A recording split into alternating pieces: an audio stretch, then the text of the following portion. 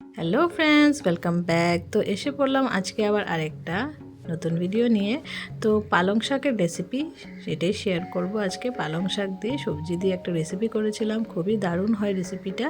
তো দেখুন কি কি নিয়েছি: শিম, আলু, মিষ্টি কুমড়ো, বেগুন আর বড়ি আর পালং শাক। তো আমি পালং শাকটা নিরামিষ বানাবো, তার জন্য এগুলো সবজি নিয়েছি। আপনারা চাইলে পালং শাকের মধ্যে চিংড়ি মাছ দিয়েও করতে পারেন।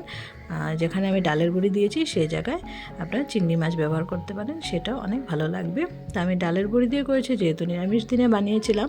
তো প্রথমে ডালের বড়িগুলোকে আমি হালকা তেলের মধ্যে একটু ফ্রাই করে নেব, একটু নুন দিয়ে দেবো উপর দিয়ে ফ্রাই করে আমি একটু জলে ভিজিয়ে রেখে দেবো বড়িগুলোকে, যাতে বড়িগুলো একটু সফট হয়ে থাকে আর কি, তার জন্য। তো দেখুন অল্প নুন দিয়ে দিলাম। নুন দিয়ে এখন আমি বড়িগুলোকে একটা বাটির মধ্যে নামিয়ে নেব। বড়িগুলো যেহেতু হালকা হালকা লাল হয়ে গেছে, তো বড়িটা ভাজা হয়ে গেছে, তার জন্য এখন নামিয়ে নেব। তারপর সব সবজিগুলো একটা একটা করে ফ্রাই করে নেব। আপনারা চাইলে সবজিগুলোকে একসাথেও ভাজতে পারেন, আমি আলাদা আলাদা করে ফ্রাই করি, আমার ভালো লাগে সব সবজিগুলো ভালো করে ফ্রাই হয় তখন। তো তার জন্য আমি এভাবেই করি, আর এভাবে করলে কিন্তু বেশ ভালোই হয়। তো দেখুন একটু জল দিয়ে রেখে দিলাম। তো খুব একটা জল দিইনি, না হলে বেশি নরম হয়ে যাবে। আর এদিকে যতটুকু তেল ছিল কড়াইতে, সেটার মধ্যে দিয়ে দিলাম দুটো তেজপাতা আর শুকনো লঙ্কা, আর দিয়ে দেবো 5 ফোড়ন। তো এই কয়টা ফোড়নে দিয়ে দিলাম। তো ফোড়নটা হয়ে গেলে তারপর এটার মধ্যে সবজি দিয়ে দেব। তো প্রথমে আমি আলু দিয়ে দেব, আলুটাকে ভেজে নেব। তো আলু দিয়ে দিলাম, আলুর মধ্যে একটু নুন হলুদ দিয়ে দিব। আপনারা চাইলে এখানে মূলো অ্যাড করতে পারেন সবজির মধ্যে। আমাদের ঘরে মূলো কেউ খায় না, তার জন্য আমি মূলোটা দিইনি, কিন্তু এখানে মূলো দিলে বেশ ভালোই লাগবে। তো আলুর মধ্যে দিয়ে দিচ্ছি নুন, আর দিয়ে দেব হলুদ, দিয়ে আলুটাকে সুন্দর করে ভেজে নেব। তো নুন হলুদ দিয়ে দিলাম, দিয়ে আলুটাকে এখন ফ্রাই করব। তো ভালো করে ফ্রাই করে রাখবো, তুলে রাখবো। তারপর আরও বাকি সবজিগুলো ফ্রাই করব। তো আমি একটু আলুটাকে ঢেকে দিচ্ছি, যাতে আলুটা বয়েলও হয়ে যায়। তো আলুটাকে 2-3 বারের মতো ঢেকে ঢেকে আমি আলুটাকে ভেজে নিচ্ছি।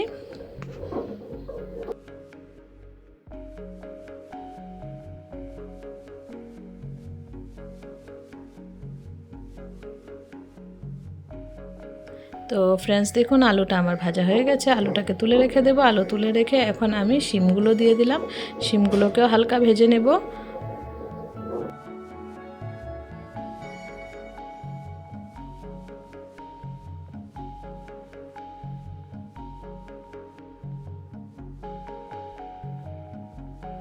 শিমের মধ্যে দিয়ে দিচ্ছি নুন আর হলুদ, দিয়ে শিমটাকে ফ্রাই করে নেব। তো আমি সবগুলো সবজিকে আলাদা আলাদা করে ফ্রাই করেছি। তো সবজিগুলো ভালো করে ভাজাও হয়ে গেছে একসাথে, আর খুব ভালো লাগে এরকম করে করলে। তো আপনারা যদি মনে হয় যে একসাথে করবেন, সেটাও করতে পারেন, কোনো অসুবিধা নেই, এটাতেও একসাথেও করা যেতে পারে। তো আমি এভাবে করি। তো দেখুন ভেজে নিচ্ছি। তো শিমটাকেও একবার ঢেকে দিলাম। শিম আর বেশি ঢাকিনি, কারণ শিম তো এমনি নরম হয়, একবার জাস্ট ঢেকে দিয়েছিলাম। তারপর শিমটাও ভাজা হয়ে গেছে, শিমটাকে তুলে রেখে দেব। দেখুন শিম তুলে নিলাম। এবার কুমড়ো আর বেগুন থাকলো। তো মিষ্টি কুমড়ো আর বেগুনকে ভাজার পালা এখন। তো মিষ্টি কুমড়োটা প্রথমে ভেজে নিচ্ছি। তো দিয়ে দিলাম মিষ্টি কুমড়ো। মিষ্টি কুমড়োর মধ্যে এখন আবার দিয়ে দিচ্ছি নুন হলুদ, দিয়ে মিষ্টি কুমড়োটা ফ্রাই করে নেব। আর বেগুনটা লাস্টে ভাজবো, আর বেগুনটা দিবও লাস্টে, না হলে তো একদম গলে যাবে, কিছুই পাবো না। তো মিষ্টি কুমড়োটা নাড়াচাড়া করে নিচ্ছি, করে নিয়ে কুমড়োটাকেও কিছু সময় ধরে ভেজে নিতে হবে।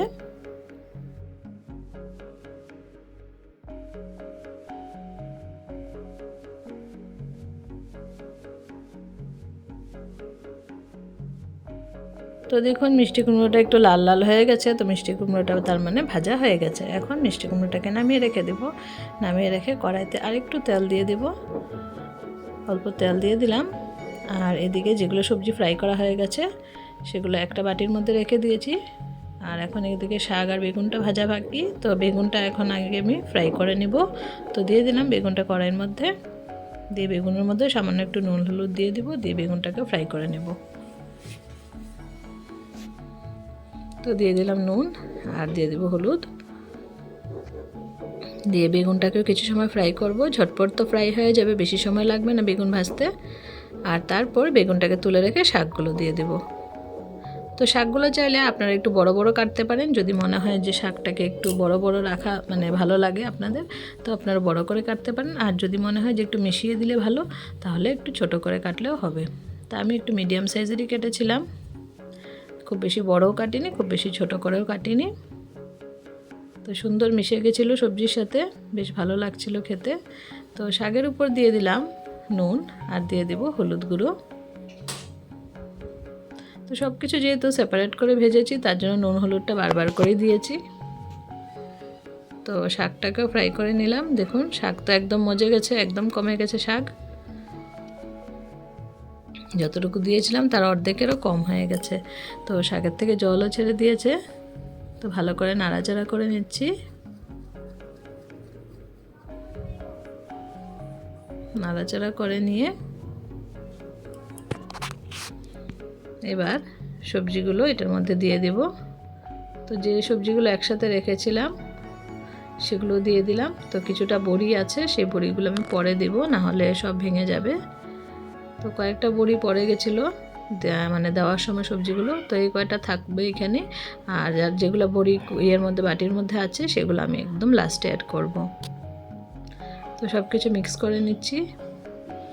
দেখুন শাকটা একদম সুন্দর মিশে গেছে, আর একটু মাখো মাখো হয়ে যাবে। নাড়াচাড়া করতে করতে গা মাখা হয়ে গেলে ব্যাস আমাদের এই রেসিপিটা রেডি হয়ে যাবে। আর খুবই সুস্বাদু হয় রেসিপিটা, আপনারা একবার ট্রাই করে দেখতে পারেন। আশা করি আপনাদেরও ভালো লাগবে খেয়ে। তো কিছু সময় ধরে একটু নাড়াচাড়া করে নেব, যাতে সব সবজি আর শাক একসাথে ভালো করে মিশে যায় আর একটু মানে গা মাখা হয়ে যায়, তখন কিন্তু বেশ ভালো লাগবে খেতে। আর এদিকে দেখুন বেগুন আর এই যে বড়ি রয়েছে, এটা আমি এখন অ্যাড করে দেব বেগুনটা, আর বড়িটা একটু পর অ্যাড করব। তো বেগুনটা দিয়ে আমি নাড়াচাড়া করে নিচ্ছি।